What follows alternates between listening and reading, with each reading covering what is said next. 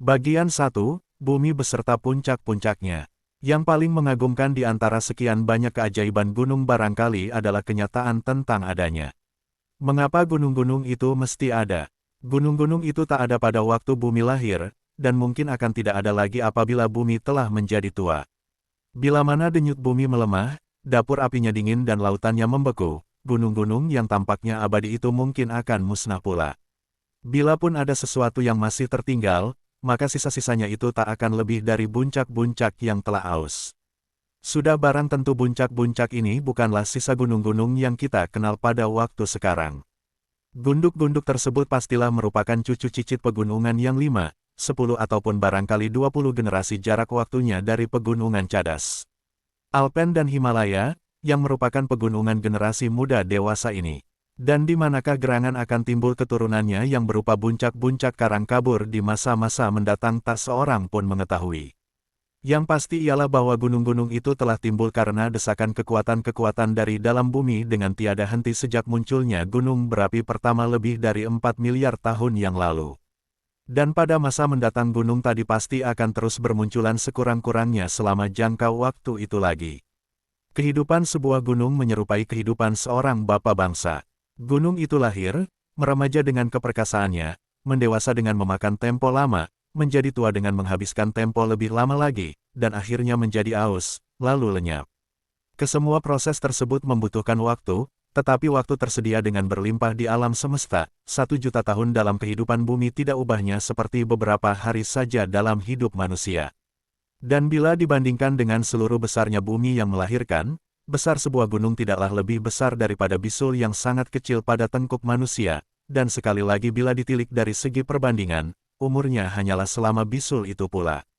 Pengetahuan manusia tentang gunung ini secara relatif masih baru. Sebabnya ialah karena sejak kapanpun manusia telah berpikir tentang gunung, gumuk-gumuk itu rupanya telah ada sejak awal mula, sebagai bagian dari karya lebih agung dan mengagumkan, yakni penciptaan, yang mempunyai uraiannya sendiri-sendiri dalam tiap-tiap masyarakat dan kepercayaan. Baru 200 tahun yang lalulah Voltaire, orang yang terkenal sangat rasional dan skeptis itu, memustahilkan pendirian Comte de Buffon, kawan ilmuwannya. Bahwa bukit-bukit di Perancis yang kecil sekalipun bukan telah ada di sana sejak dahulu kala.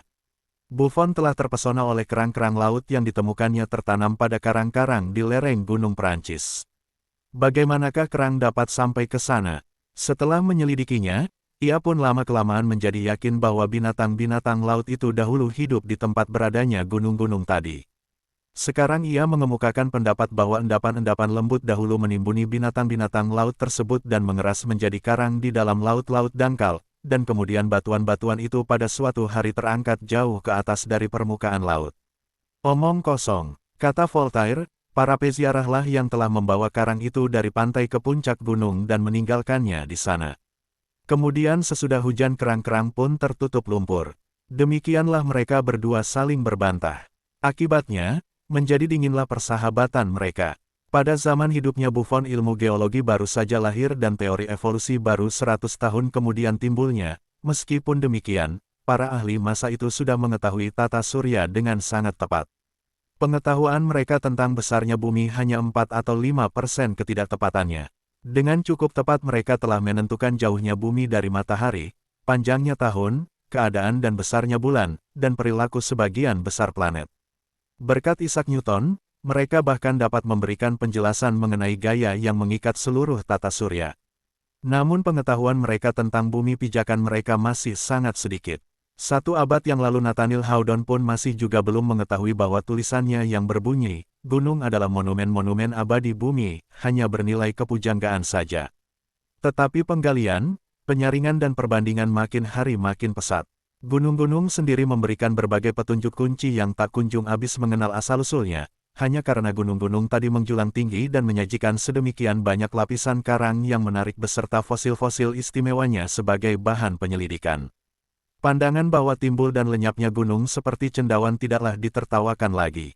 Di mana-mana terdapat bukti. Kita dapat melihat sendiri bahwa gunung-gunung itu menjadi aus oleh kekuatan erosi dan gaya berat yang tanpa ampun kian meratakannya secepat waktu terangkatnya ke atas. Telah kita ketahui bahwa ada 4 cara pokok bagaimana gunung itu terbentuk. Kita pun mulai mengerti bahwa bergesernya batuan yang tidak sedikit jumlahnya di bawah samudera menimbulkan ketidakstabilan pada kerak bumi, dan kelabilan ini selanjutnya memberikan peluang timbulnya gunung di lain tempat. Kita pun juga mempunyai sangkaan bahwa semua gunung didukung oleh gunung-gunung terjungkir yang menembus dan menerobos bumi. Pendek kata, banyaklah yang diketahui mengenai apa yang terjadi. Tetapi bagaimana dan mengapa terjadi adalah pertanyaan yang lebih kompleks. Dan persoalan rumit ini akan kita bicarakan dalam bab berikut. Dalam pada itu, timbul atau runtuhnya gunung adalah seperti sulapan. Setiap benua ada gunungnya, dan mungkin dahulu pun juga demikian meskipun tidak di tempat adanya gunung pada waktu sekarang. Kecepatan timbul dan runtuhnya tentu saja berbeda-beda menurut waktu dan letaknya. Teknik-teknik survei mutakhir cukup tepat untuk mengukur perubahan-perubahan ketinggian gunung yang sangat kecil. Namun sebelum teknik tadi berkembang pada akhir abad itu, metode-metode tersebut sudah tidak cukup tepat untuk berbagai ukuran yang dipakai sebagai patokan dasar. Puncak-puncak gunung di Norwegia dan Swedia sekarang ini naik 60 cm dalam satu abad. Sebabnya ialah karena seluruh jazirah Skandinavia naik akibat berkurangnya beban berat gletser yang menutupinya selama zaman es terakhir. Gunung Everest, yang untuk pertama kalinya diukur secara tepat pada tahun 1852 oleh suatu penyelidikan Inggris, tingginya 8.840 meter. Setiap anak sekolah tahu bahwa ini adalah puncak yang tertinggi di dunia. Tetapi waktu diukur kembali oleh serombongan orang India pada tahun 1954, tingginya ternyata bertambah 7,9 meter.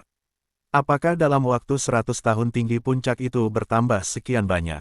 Hal ini sukar dipastikan, karena mengukur gunung, dengan alat-alat terbaik sekalipun, tidak mudah. Alat-alat yang baru menggunakan laser, namun dalam alat-alat yang kuno, pengukuran-pengukuran dilakukan secara optis dengan memakai alat periksa muskil, yang dapat bekerja dengan saksama hanya bila dasarnya sama sekali rata. Ini dapat tercapai dengan menggunakan alat penyipat datar dengan alkohol atau timah hitam. Tetapi kedua alat tersebut tak dapat dipercaya sepenuhnya karena gunung yang besar itu sendiri mempunyai gaya tarik yang dapat menarik timah dari garis datar. Dan gaya tarik tadi, meski sedikit sekalipun, sangat penting artinya. Tambahan pula, bumi sendiri tidaklah bundar benar. Di daerah khatulistiwa bumi itu lebih tebal daripada di kutubnya dengan ketebalan tidak kurang dari 43 km, dan ini juga harus diperhitungkan. Akhirnya, atmosfer pun dapat menipu pandangan karena permainan sinar cahaya. Pengukuran ketinggian Dhaulagiri yang dilakukan di Himalaya pada waktu pagi hari berbeda 152 meter dengan pengukuran dari tempat yang sama pada sore harinya. Maka dari itu, setiap pengukuran gunung yang besar akan meleset dari 2 sampai beberapa ratus meter. Hal ini diperkuat oleh pengukuran resmi tinggi Everest pertama kali. Pengukuran dilakukan dari 6 tempat.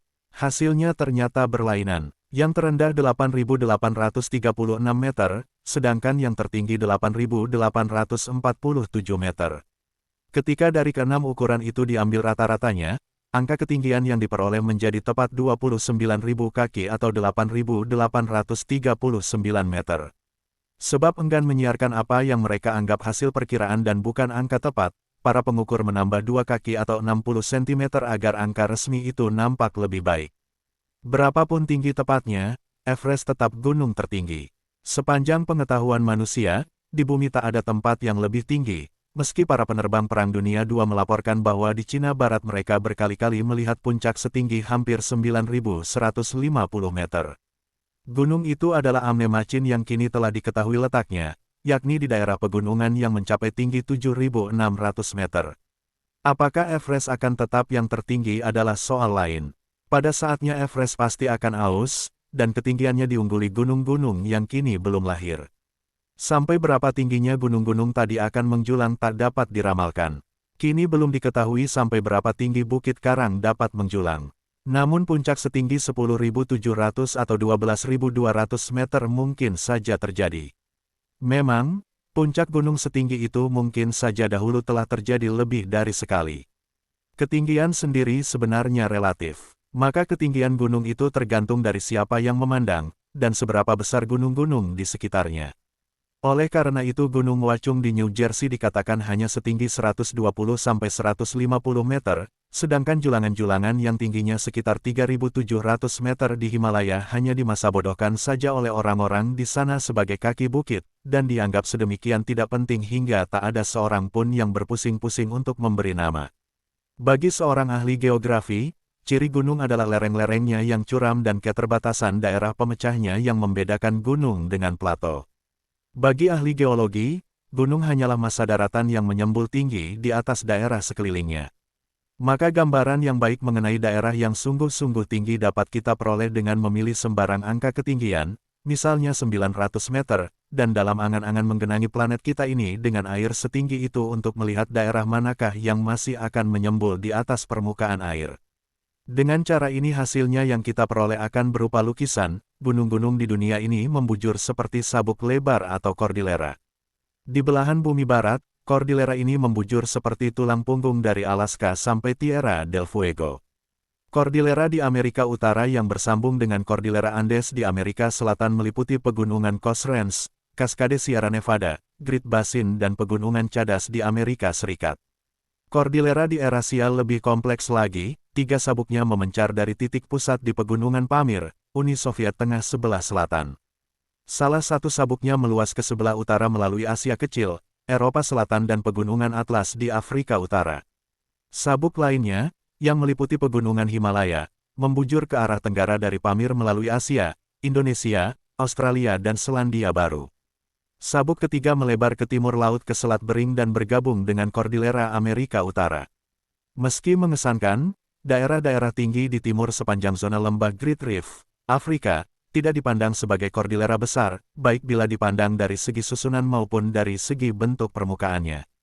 Dan menurut perbandingan, pegunungan-pegunungan lain di luar lingkaran-lingkaran besar itu tidak ada artinya. Seperempat lebih dari tanah di bumi kita yang 145 juta kilometer persegi luasnya sekarang ini berada di ketinggian lebih dari 900 meter di atas permukaan Laut Tibet, yang seluruhnya merupakan daerah pegunungan. Tinggi rata-ratanya adalah 4.600 meter yang puncak-puncak tertingginya di Eropa dan 8 di Amerika Serikat, itu pun di Alaska. Besarlah pengaruh gunung terhadap bumi dan sejarah semua kehidupan. Pertama, gunung adalah penyedia utama bahan baku untuk tanah. Bila permukaan bumi didesak ke atas menjadi gunung, bahan karang tersebut terutama akan mengalami kerusakan akibat pencuacaan dan erosi. Karang itu mulai melapuk kalau air merembes ke dalam retakan dan memuai jika air itu membeku sehingga memecahkan bungkah-bungkah batu besar. Air dan gas atmosfer secara kimia bereaksi dengan mineral dalam batuan dan membentuk mineral baru, dan semua bahan ini, dalam bentuk zarah besar ataupun kecil, terhanyut ke bawah dari ketinggian gunung bersama air hujan dan air sungai. Selama perjalanan zarah tadi hancur dan tergilas menjadi zarah yang semakin kecil sampai menjadi pasir dan lanau yang merupakan sarana pertumbuhan kebanyakan kehidupan tetumbuhan. Beberapa dari antara zarah ini mungkin tersimpan dalam endapan sungai raksasa seperti Sungai Gangga dan menyediakan tanah untuk ditanami. Kebanyakan zarah akhirnya hanyut ke laut, namun zarah itu tidak tinggal di sana untuk selama-lamanya. Gerakan-gerakan bumi mungkin mengangkatnya ke permukaan laut sebagai suatu daerah pantai untuk menyuburkan panenan yang akan datang, atau endapan-endapan itu mungkin terselip ke dalam pegunungan yang baru untuk mulai daurnya lagi. Air merupakan daya erosi yang amat dahsyat bila ada semacam lereng tempat mengalirnya air. Seandainya daerah kering itu tetap berupa batuan padat dan rata, maka di darat dewasa ini mungkin tidak akan ada bentuk kehidupan apapun. Tidak pernah ada kekayaan serta serbaneka makhluk hidup seperti yang sekarang ada di planet ini. Dan manusia pun sama sekali tidak akan ada. Kehidupan di bumi ini telah dipengaruhi gunung dengan berbagai cara pula. Gunung berpengaruh besar terhadap cuaca, sebab gunung memecah belah arus angin yang bertiup secara teratur di sekeliling bumi. Dengan perpecah belahan itu terjadilah pusaran-pusaran setempat yang pada gilirannya mempengaruhi suhu serta curah hujan. Selanjutnya, timbul pula bermacam-macam iklim, tidak hanya yang langsung berlaku untuk daerah di sekitar gunung itu sendiri, melainkan juga untuk daerah-daerah beribu-ribu kilometer jauhnya dari gunung tersebut. Maka sistem iklim di bumi tentulah akan sederhana seandainya tidak ada gunung ataupun benua yang mempengaruhi arus angin dan arus air akibat perbedaan panas dan putaran bumi. Karena adanya pengaruh-pengaruh tadi arah angin utama dari daerah garis lintang sedang adalah dari barat. Di Amerika Serikat angin bertiup dengan tetap ke arah pantai Washington, Oregon dan California dan membawa udara basah dari Samudera Teduh. Angin pun segera terhadang barisan pegunungan di daerah pantai, kemudian naik, dan semakin naik semakin dingin jadinya. Kelembapannya lalu mengembun menjadi tetes-tetes hujan dan jatuh di lereng barat. Curah hujan ini mencapai 370 cm setahun di daerah hutan Olimpik, Washington. Setelah memuntahkan hujan di situ dan menjadi kering, angin tersebut bertiup melompati gunung-gunung dan hampir tidak memberikan hujan setetes pun di lereng-lereng timur. Karena adanya rintangan-rintangan yang ditimbulkan gunung, maka gurun-gurun paling kering di Amerika hanya 160 atau 320 km saja jaraknya dari sementara daerah paling hijau dan paling basah. Bila mendaki gunung, orang akan segera merasakan bahwa semakin tinggi ia naik, akan semakin dingin cuacanya. Itu benar, tetapi kiranya tidaklah betul. Alasannya ialah karena semakin tinggi seseorang mendaki, sesungguhnya ia semakin dekat matahari. Keterangannya terletak dalam kenyataan bahwa udara semakin tipis, dan dengan demikian udara tadi hanya mengandung sinar inframerah sedikit saja. Maka akibatnya, suhu rata-rata pun akan turun sekitar 1,70 Celcius setiap kali tingginya bertambah 300 meter. Namun sebagaimana diketahui oleh pemain ski dan pendaki, di daerah tinggi matahari itu akan melepuhkan kulit, meskipun tidak terasa panasnya. Sebabnya ialah karena semakin tipis atmosfernya, semakin banyak pula sinar ultraviolet itu yang memasuki daerah bumi. Karena perbedaan curah hujan dan perbedaan suhunya, maka pada satu jalur pegunungan saja dapat terjadi iklim yang mengherankan keanekaragamannya. Dengan demikian pengaruhnya terhadap evolusi tumbuhan dan binatangnya pun mendalam pula.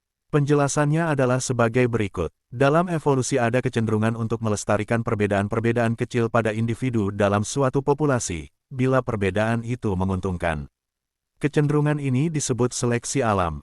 Misalnya, di antara jenis yang berdarah panas warganya yang lebih kecil akan lebih sukar mempertahankan panas badan pada iklim dingin daripada warganya yang berbadan lebih besar.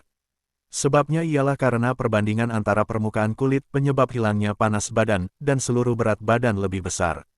Burung gereja pekicau, yang banyak terdapat di seluruh Amerika Utara, jelas-jelas membuktikan hal itu. Jenisnya yang terdapat di Alaska jauh lebih besar daripada yang terdapat di daerah kering barat daya.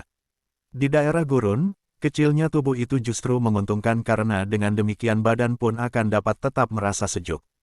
Kaidah yang sama jelas-jelas berlaku juga untuk lereng terjal. Di sini dalam jarak sekitar 1,6 km saja sudah terdapat perbedaan iklim yang tajam, dengan akibat timbulnya berbagai kelompok binatang dan tumbuhan yang masing-masing menyesuaikan diri dengan lingkaran ketinggian tertentu. Burung gereja dari daerah tinggi cenderung untuk memisahkan diri dari burung gereja lembah. Apabila perpisahan ini berlangsung terus, maka perbedaan-perbedaan genetik yang pada permulaannya hanya kecil saja akan dapat berubah menjadi semakin besar. Dan kira-kira dalam 1 jutaan tahun jangka waktunya, pelbagai keturunan itu tidak akan dapat lagi mengadakan perkawinan campuran. Akibatnya, di antara burung-burung tersebut akan terbentuk jenis-jenis baru. Selama hidupnya yang singkat di atas bumi ini, manusia pun bahkan telah dipengaruhi oleh adanya gunung.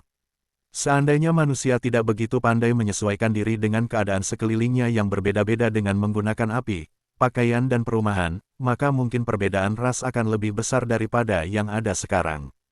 Sebabnya ialah karena kelompok-kelompok manusia itu akan menetap di tempat mereka berada untuk waktu yang lebih lama. Mereka tidak akan dapat mengembara di seluruh dunia dan mengadakan perkawinan campuran seperti yang sudah terjadi.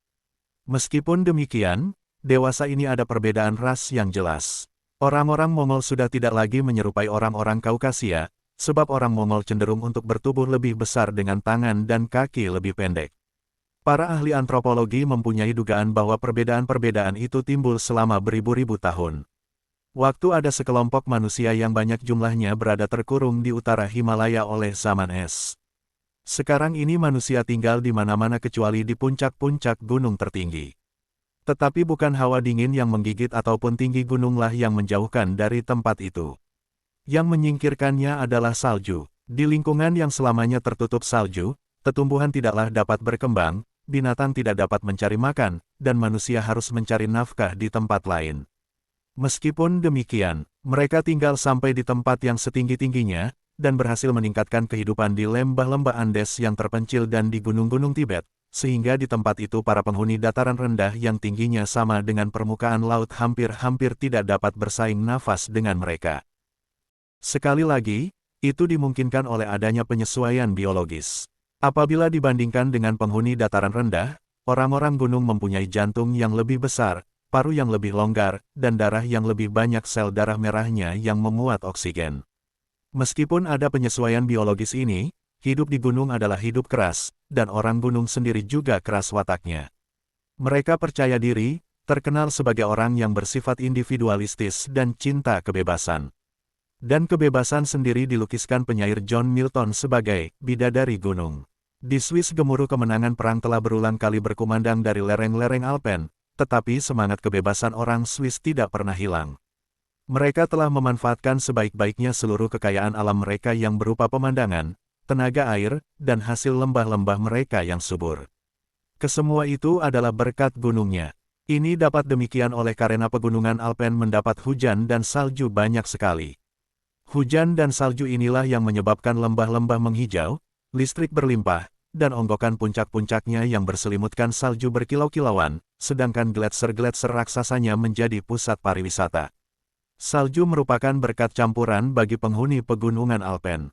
Salju yang berlarat-larat pada musim semi membuat musim tanam menjadi pendek. Dalam tahun-tahun buruk, salju menutupi lembah-lembah dan sela-sela gunung, membuat orang tidak dapat bepergian.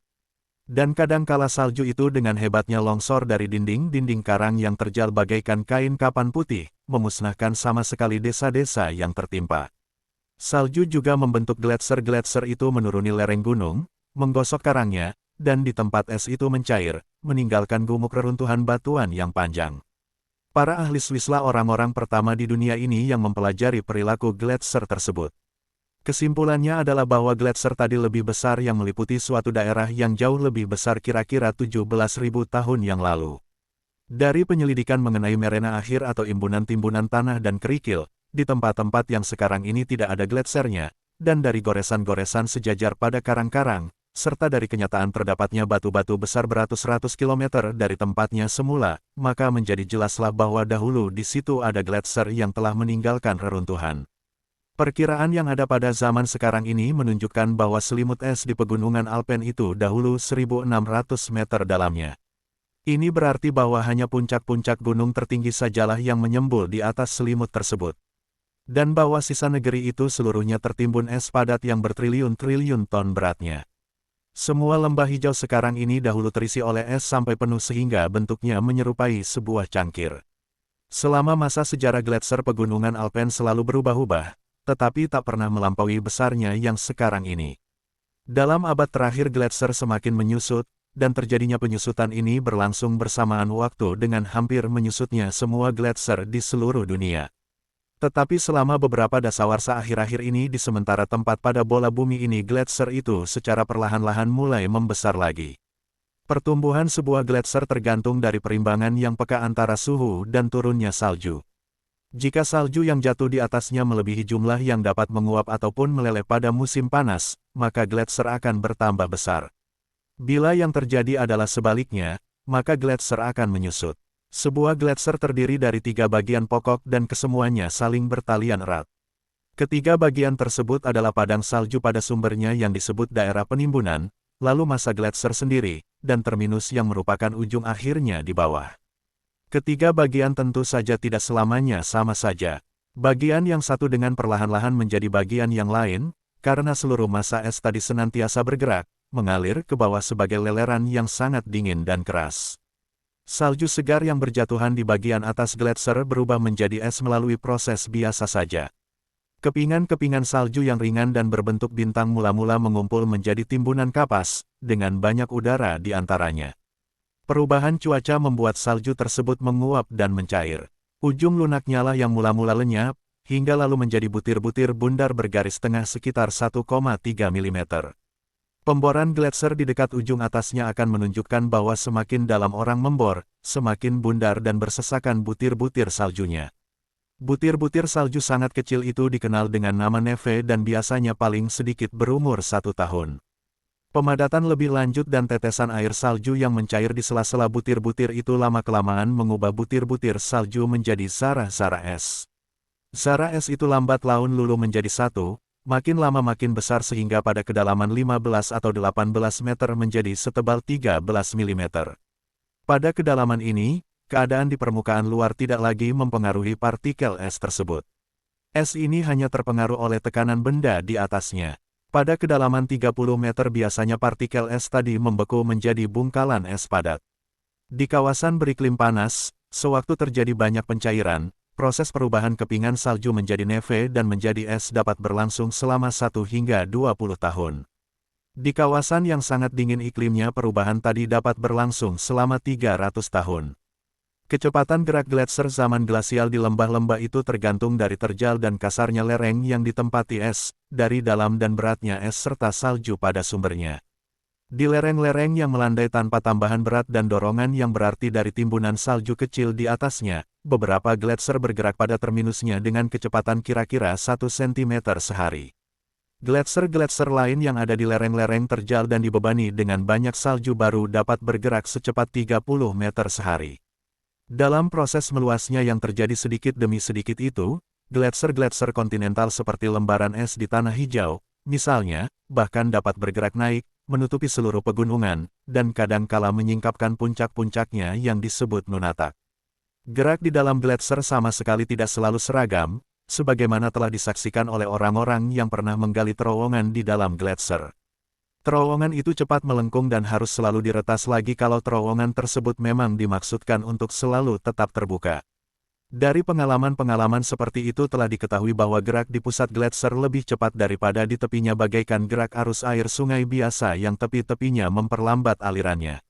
Demikian juga semakin dalam semakin lamban geraknya. Di antara orang-orang pertama yang menerobos dan masuk dasar sebuah gletser besar adalah sekelompok ahli Soviet dari Akademi Ilmu Pengetahuan di KZSSR, yang mengirim ekspedisi ke gletser Zailsky di pegunungan Tian Shan sebelah utara.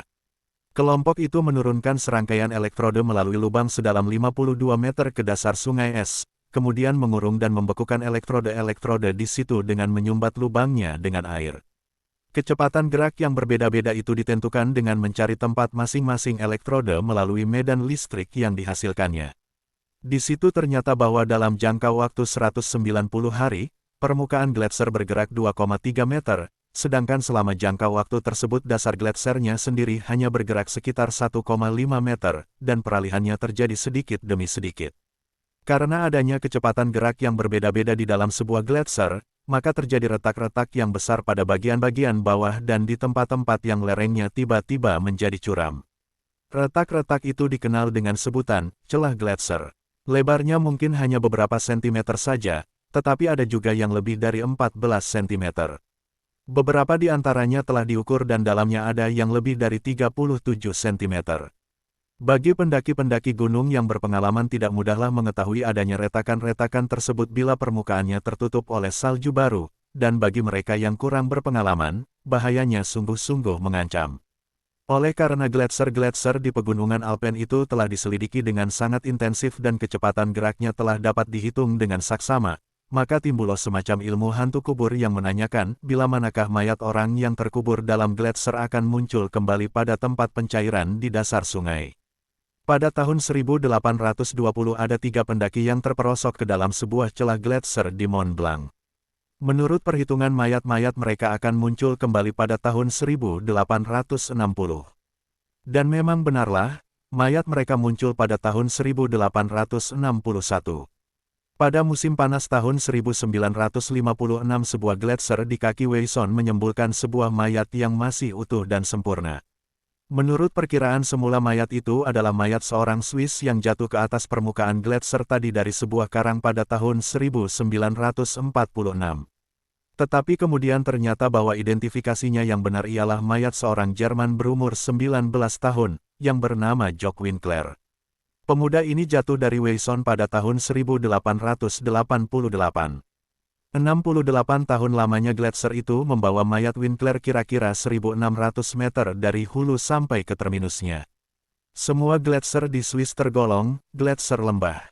Gletser ini berbeda dengan padang es, yang lebih besar dan lebih statis, yang biasanya terdapat di daerah-daerah kutub serta merupakan padang es di tanah hijau dan Antartika. Benua Antartika, yang penuh gunung-gemunung tinggi, mempunyai 2 macam gletser tersebut.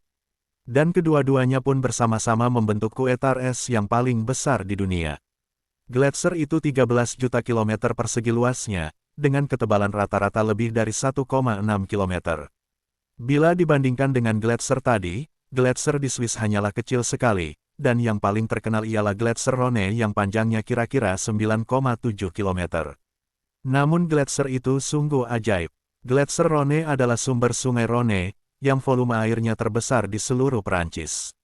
Meski dewasa ini menyusut, gletser tadi tetap merupakan ancaman bagi mereka yang tinggal di lembah dekat terminusnya. Sebabnya ialah karena jika iklim di Swiss berubah menjadi lebih dingin beberapa derajat saja, gletser Rhone akan melaju ke bawah, melenyapkan kota dan desa yang hampir 30 buah jumlahnya, termasuk kota Sion, yang penduduknya berjumlah 12.000 orang lebih, sekalipun gletser itu belum mencapai Danau Jenewa. Secara serempak, gletser akan mencari jalannya untuk memasuki semua lembah gunung-gunung lainnya. Gejala ini hampir tidak akan membawa harapan bagi keselamatan hidup masyarakat gunung.